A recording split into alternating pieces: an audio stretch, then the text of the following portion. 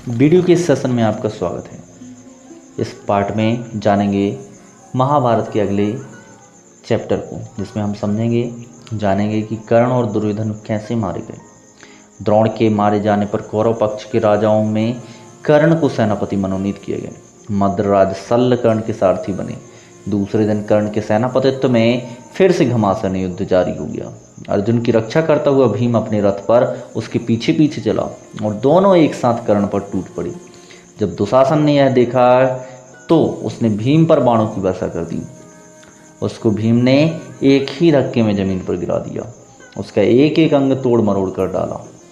भीम मैदान में नाचने कूदने लगा और चिल्लाने लगा, मेरी एक प्रतिज्ञा पूरी हुई, अब दुर्योधन की बारी है, उसका काम तमाम करना बाकी है। भीमसेन का भयानक रूप देखकर कर्ण का भी शरीर कांपने लगा। तब अश्वत्थामा को दुर्योधन ने पांडवों पर हमला करने की आज्ञा दी। कर्ण ने अर्जुन पर एक ऐसा बाण चलाया जो आग उगलता गया। अर्जुन की ओर से उस भयानक तीर को आता हुआ देख कृष्ण ने रथ को पांव के अंगूठे से दबा दिया, जिससे रथ जमीन से 5 अंगुल धंस गया। कर्ण की इस युक्ति से अर्जुन मरते मरते बचा। कर्ण का चलाया हुआ सर्व मुखास्त्र फुंकारता हुआ आया और अर्जुन का मुकुट उड़ा ले गया। इस पर अर्जुन के क्रोध का ठिकाना ना रहा। उसके जोश के साथ कर्ण पर बाण वर्षा करना प्रारंभ किया। अचानक कर्ण के रथ का बाईं तरफ का पहिया धरती में धंस गया। इससे कर्ण घबरा गया और बोला, अर्जुन जरा ठहरो, मेरे रथ का पहिया कीचड़ में फंस गया है। पांडुपुत्र, तुम्हें धर्म युद्ध करने का जो यश प्राप्त हुआ है उसे व्यर्थ ही न गवाओ। मैं जमीन पर खड़ा रहूं, तुम रथ पर बैठे बैठे मुझ पर बाण चलाओ, यह ठीक नहीं होगा, जरा रुको। कर्ण की ये बातें सुनकर श्री कृष्ण बोले, कर्ण, जब दुशासन दुर्योधन तुम द्रौपदी को भरी सभा में घसीट कर लाए थे, उस वक्त तुम्हें धर्म की याद नहीं आई थी? जब दुधमुहे बच्चे अभिमन्यु को तुम 7 लोगों ने एक साथ घेर कर निर्लज्जता के साथ मार डाला, तब तुम्हें धर्म याद नहीं आया? आज जब मुसीबत सामने खड़ी दिखाई दी तो तुम धर्म याद कर रहे हो। श्री कृष्ण की इस झिड़की का कर्ण से कोई उत्तर ना देते बना। उसने सिर नवा लिया और अटके हुए रथ से ही युद्ध जारी रखा। इतने में कर्ण का एक बाण अर्जुन को जा लगा तो वह थोड़ी देर के लिए विचलित हो उठा। बस यही जरा सा समय पाकर कर्ण रथ से उतर पड़ा और रथ का पहिया उठाकर उसे समतल पर लाने की कोशिश करने लगा। कर्ण के 1000 प्रयत्न करने पर भी पहिया गड्ढे से ना निकला। यह स्थिति देख श्री कृष्ण ने अर्जुन से कहा, अब देरी ना करो, हिचकिचाओ मत, समय मत गवाओ। श्री कृष्ण की बात सुनकर अर्जुन ने एक बाण तानकर ऐसा मारा कि अर्जुन का सिर कटकर जमीन पर जा गिरा। जब दुर्योधन को इस बात का पता चला कि युद्ध में कर्ण मारा गया तो उसके शोक की सीमा ना रही। दुर्योधन की इस अवस्था पर कृपाचार्य को बड़ा तरस आया। दुर्योधन को सांत्वना देते हुए कहा, राजन, अब तुम्हारा कर्तव्य यही है, पांडवों से किसी प्रकार संधि कर लो, अब युद्ध बंद करना ही श्रेयस्कर होगा। यद्यपि दुर्योधन हताश हो चुका था, फिर भी कृपाचार्य की यह सलाह बिल्कुल उसे पसंद नहीं आई। वह उसे मानने के लिए तैयार नहीं हुआ। सभी कौरव वीरों ने दुर्योधन की बातों का समर्थन किया और कहा, युद्ध जारी रखना ही ठीक होगा। इस पर सबकी सलाह से मद्रराज सल्ल को सेनापति नियुक्त किया गया। इसलिए सल्ल के सेनापतित्व में फिर से युद्ध जारी रखा। पांडवों की सेना के संचालन का पूरा दायित्व अब युधिष्ठिर ने स्वयं अपने कंधों पर ले लिया। सल्ल पर उन्होंने स्वयं आक्रमण किया। युधिष्ठिर ने सल्ल पर शक्ति का प्रयोग किया और मद्रराज सल्ल मृत होकर रथ पर धड़ाम से गिर पड़े। सल्ल भी मारा गया तो कौरव सेना निसहाय हो गई। फिर भी धृतराष्ट्र के रहे सहे पुत्रों ने हिम्मत न हारी। दूसरी ओर शकुनी और सहदेव का युद्ध हो रहा था। तलवार की पैनी धार के समान नोक वाला बाण शकुनी पर चलाते हुए सहदेव ने गरज कर कहा, शकुनी, अपने किए हुए फल भुगत ही लो। और मानो उसकी बात सफल हो गई। बाण धनुष से निकला नहीं, शकुनी का सिर कटकर जमीन पर गिर पड़ा। इस प्रकार कौरव सेना के सारे वीर कुरुक्षेत्र की भूमि पर सदा के लिए सो गए।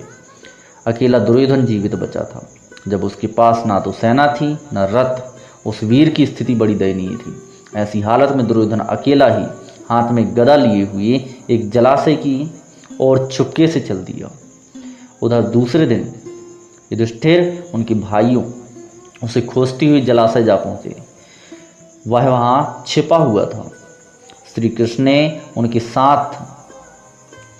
भी उनके साथ थे। उन सबको यह पता चल गया कि दुर्योधन जलाशय में छिपा हुआ है। युधिष्ठिर ने कहा, दुर्योधन, अपने कुटुंब और वंश का नाश कराने के बाद अब पानी में छिपकर प्राण बचाना चाहते हो? यह सुनकर दुर्योधन ने व्यथित होकर कहा, मैं न डरा हुआ हूँ, ना मुझे प्राणों का मोह है। फिर भी सच पूछो तो युद्ध से मेरा जी हट गया है। मेरे सभी संगी साथी भाई बंधु मारे जा चुके हैं। मैं अब बिल्कुल अकेला हूँ। राज्य सुख का मुझे लोभ नहीं रहा। सारा राज्य तुम्हारा ही, निश्चिंत होकर तुम ही उसका उपयोग करो। युधिष्ठिर ने गरजते हुए कहा, दुर्योधन, एक दिन वह था जब तुम्ही ने कहा था, सुई की नोक जितनी जमीन नहीं दूंगा। दुर्योधन ने जब स्वयं युधिष्ठिर के मुख से ये कठोर बातें सुनी तो उसने गदा उठा ली और जल में ही उठ खड़ा हुआ और बोला, अच्छा, यही सही है। तुम एक एक करके मुझसे भिड़ लो। मैं अकेला ही, तुम 5 हो। पांचों को अकेले के साथ लड़ना न्यायोचित नहीं है। मैं थका हुआ और घायल हूँ। कवच भी मेरे पास नहीं है, इसलिए एक एक करके निपट लो। चलो। यह सुनकर युधिष्ठिर बोले, यदि अकेले पर कईयों का हमला करना धर्म नहीं तो बालक अभिमन्यु कैसे मारा गया था? यह सुनकर दुर्योधन जलाशय से बाहर निकल आया। उसने भीम से गदा युद्ध की इच्छा प्रकट की। भीम राजी हो गया। दोनों में गदा युद्ध शुरू हुआ। श्री कृष्ण ने इशारों में अर्जुन को बताया कि भीम दुर्योधन की जांघ पर गदा मारेगा तो जीत जाएगा। भीम ने श्री कृष्ण का इशारा तुरंत भांप लिया। अचानक दुर्योधन पर झपट पड़ा और उसकी जांघ पर जोर से गदा का प्रहार किया। जांघ टूट जाने से वह अधमरी अवस्था में पड़ा हुआ क्रोध से कराहने लगा और चिल्लाकर बोला, कृष्ण, धर्म युद्ध करने वाले हमारे पक्ष के सारे यशस्वी महारथियों को तुमने कुचक्र रचकर मरवा डाला। यदि तुमने कुचक्र ना रचा होता तो कर्ण, भीष्म, द्रोण भला समर में परास्त होने वाले थे। मरणासन्न अवस्था में दुर्योधन को इस विलाप करता देख श्री कृष्ण बोले, दुर्योधन, तुम अपने ही किए हुए कर्मों का फल पा रहे हो। तुम यह क्यों नहीं समझते कि तुम्हें उसका पश्चाताप करना चाहिए? अपने अपराध के लिए दूसरों को दोष देना बेकार है। तुम्हारे नाश का कारण मैं नहीं हूँ। लालच में पड़कर तुमने जो महापाप किया था उसी का यह फल तुम्हें भुगतना पड़ रहा है। अश्वत्थामा। दुर्योधन पर जो कुछ बीती उसका हाल सुनकर अश्वत्थामा क्षुब्ध हो उठा था। उसके पिता द्रोणाचार्य को मारने के लिए कुचक्र रचा गया वह भूला नहीं था। वह उस स्थान पर जा पहुंचा जहां दुर्योधन मृत्यु की प्रतीक्षा करता हुआ पड़ा था। दुर्योधन के सामने जाकर अश्वत्थामा ने दृढ़तापूर्वक प्रतिज्ञा की, वह आज ही रात में पांडवों को नष्ट करके रहेगा। मृत्यु की प्रतीक्षा करती हुई दुर्योधन ने जब यह सुना तो उसका पुराना वैर फिर से जागृत हो गया। उसे कुछ प्रसन्नता हुई। उसने आसपास खड़े हुए लोगों से कहकर अश्वत्थामा को कौरव सेना का विधिवत सेनापति बनाया और बोला, आचार्य पुत्र, शायद मेरा यह अंतिम कार्य है। शायद आप ही मुझे शांति दिला सके। मैं बड़ी आशा से आपकी राह देखता रहूँगा। सूरज डूब चुका था, रात हो गई थी। बड़े बरगद के पेड़ के नीचे अश्वत्थामा, कृपाचार्य, कृतवर्मा रात बिताने की गरज से ठहरे। कृप और कृतवर्मा बहुत थके हुए थे, इसलिए दोनों ही पड़े पड़े सो गए, लेकिन अश्वत्थामा को नींद नहीं आई। अश्वत्थामा सोचने लगा, मैं इन पांडवों और पिताजी की हत्या करने वाले धृष्टद्युम्न को उनके संगी साथियों समेत एक साथ ही क्यों न मार डालूं। अभी रात का समय है, सब अपने शिविरों में सो रहे होंगे। इस समय उन सब का वध कर डालना सुगम होगा। अश्वत्थामा ने कृपाचार्य को जगाकर उनको अपना निश्चय सुनाया। अश्वत्थामा की बातें सुनकर कृपाचार्य व्यथित हो गए और बोले, अश्वत्थामा, सोते हुओं को मानना कभी भी धर्म नहीं हो सकता। यह विचार छोड़ दो।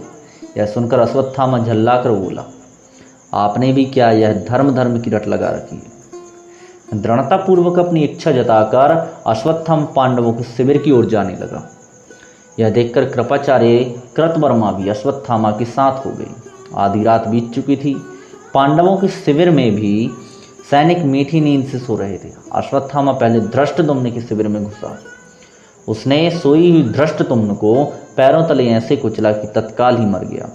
पांचाल वीरों को अश्वत्थामा ने भयानक ढंग से मार डाला और द्रौपदी के पुत्रों को भी एक एक करके हत्या कर दी। कृपाचार्य और कृतवर्मा ने भी इस हत्याकांड में अश्वत्थामा का हाथ बटाया।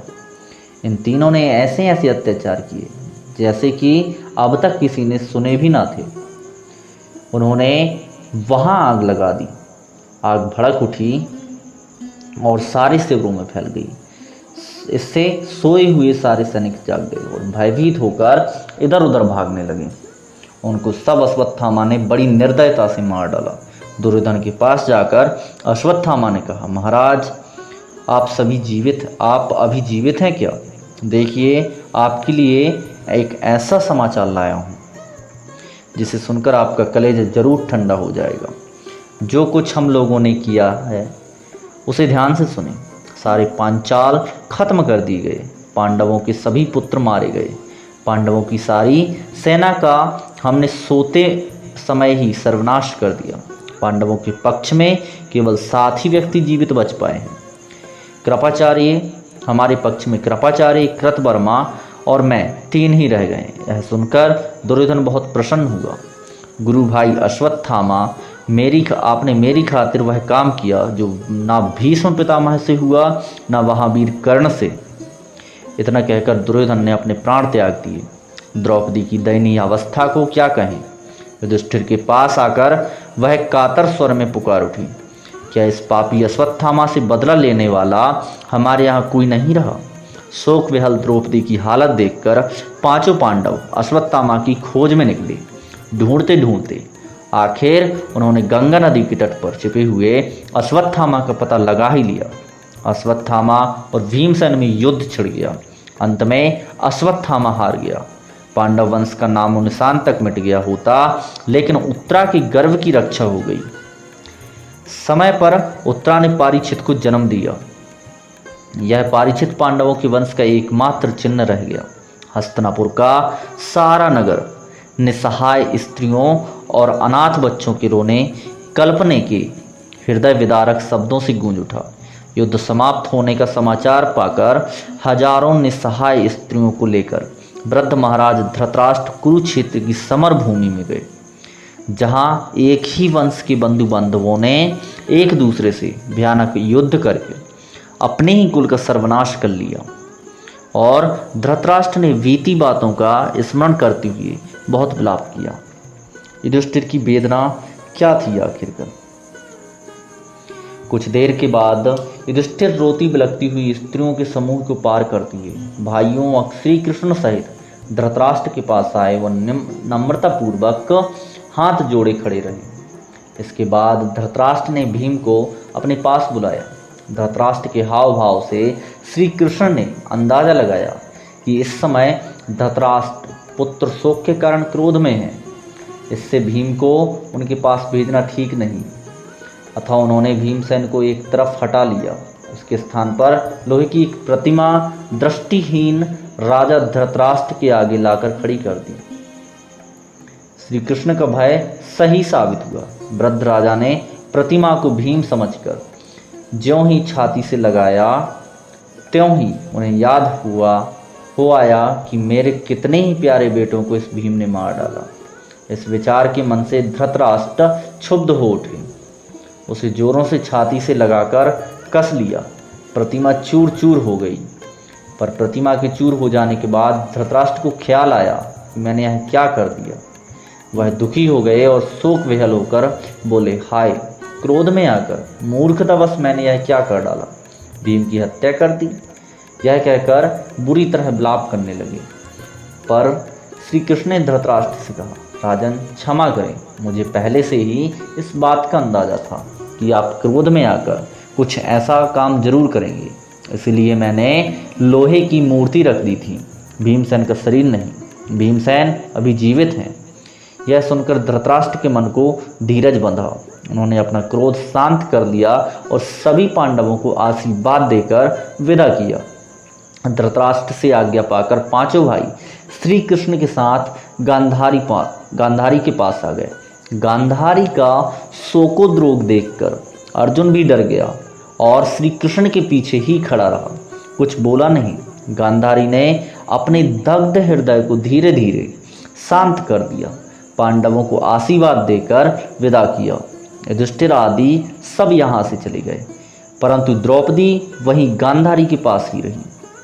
अपने 5 सुकुमार बालकों के मारे जाने के कारण द्रौपदी शोक विहल होकर रो रही थी। उसकी अवस्था पर गांधारी को बड़ी दया आई। वह बोली, बेटी दुखी ना हो, मैं और तुम एक जैसी हूँ, हमें सांत्वना देने वाला कौन है? इस सब की दोषी तो मैं ही हूँ। मेरे ही दोष के कारण आज इस कुल का सर्वनाश हुआ है, पर अब अपने को भी दोष देने से क्या लाभ है? युधिष्ठिर के मन में बात समा गई थी कि हमने अपने भाई बंधुओं को मारकर राज्य पाया है। इससे उनको भारी व्यथा रहने लगी। अंत में उन्होंने वन में जाकर निश्चय किया ताकि पाप का प्रायश्चित हो सके। यह सुनकर सब भाइयों का मन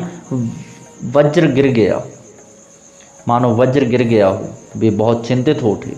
बारी बारी से सब युधिष्ठिर को समझाने लगे।